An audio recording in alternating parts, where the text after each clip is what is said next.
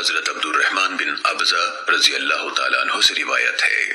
کہ ایک آدمی حضرت عمر بن الخطاب رضی اللہ تعالیٰ عنہ کی خدمت میں حاضر ہوا اور کہا، اگر مجھے جنابت کی حالت پیش آ جائے اور پانی نہ ملے تو کیا کروں؟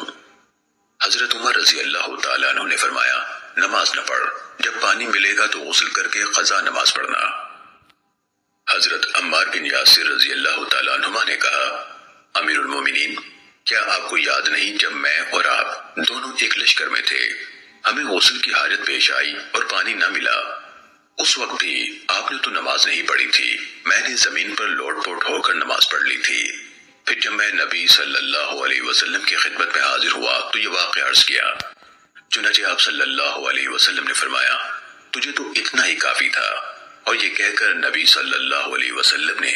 دونوں ہاتھ زمین پر مارے، پھر ان میں پھونک ماری اور چہرے اور دونوں ہتھیلیوں پر مسح کیا۔ سنن ابن ماجہ حدیث نمبر 569۔